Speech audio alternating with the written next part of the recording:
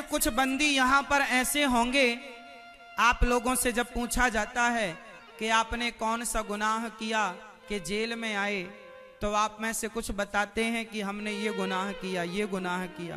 पर आप में से कुछ लोग ऐसे भी हैं जिन्होंने कोई गुनाह नहीं किया, गुनाह किसी और ने किया और सजा आपको मिली। ऐसा भी होता है ना? जरा बताओ ऐसा क्यों होता है?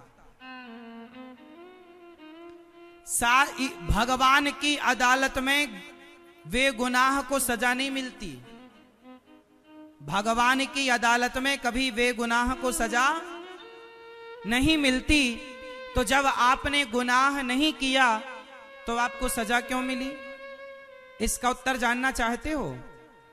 कितने लोग जानना चाहते हैं? पहले ये बताओ कि ऐसा होता है ना कि कई बार आप गुनाह नहीं करते और सजा मिल जाती है, हाँ या ना? गुनाह किसी ने किया पर आप फंस गए और आप जेल आ गए। ऐसा क्यों होता है? जबकि ईश्वर की अदालत में तो न्याय होता है, अन्याय नहीं होता। फिर अन्याय क्यों हो रहा है? इसका कारण है, समझो। देखो, भीष्म पितामह को बाणों की सैया क्यों मिली? क्योंकि उन्होंने पिछले किसी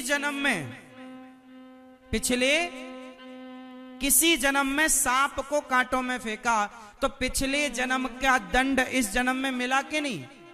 ऐसे पिछले जन्म में कभी आपने कोई गुनाह किया होगा तो आप उस समय पर उस गुनाह का दंड ना पाए होंगे, आपको सजा ना मिली होगी, तब आपके खिलाफ कोई सबूत ना बना होगा, कोई कार्यवाही ना हुई होगी। आपने पिछले जन्म में कभी ना कभी आपने गुनाह तो किया होगा पर दंड नहीं मिला।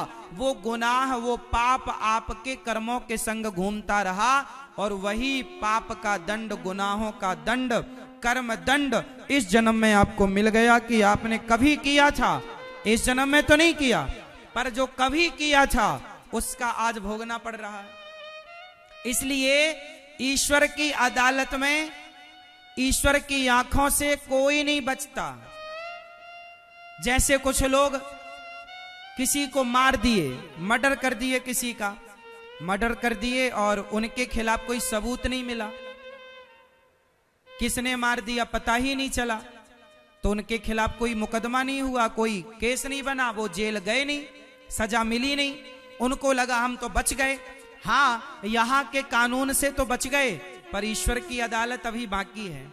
इस जन्म में बच लो बच्चू, इस जन्म में बच लो प्यारे, पर किसी ना किसी जन्म में वह कर्म तुम्हारे सामने आ जाएगा और उसकी सजा आज नहीं, कल, कल नहीं, परसों, किसी ना किसी जन्म में भोगना तो पड़ता है। दशरथ जी तड़प तड़प के मर गए, हाँ या ना? दशरथ जी राम जी के वियोग में तड़प तड़प कर, बताओ, ये राम जी के वियोग में जो तड़प तड़प के मरे, ये दशरथ जी का ही तो कर्मदंड था। दशरथ जी ने श्रवण के बाण मार दिया, दशरथ जी ने श्रवण को बाण मारा, तो श्रवण के माता पिता भी तड़प तड़प के मरे, बोलो हाँ या ना? जब श्रवण के माता पिता तड़प तड़प कर मरे तो वही कर्म दंड दशरथ जी को मिला। कर्मों का दंड तो भगवान के पिता को भोगना पड़ता है, तो कर्म दंड तुम्हें और हमें नहीं भोगना पड़ेगा।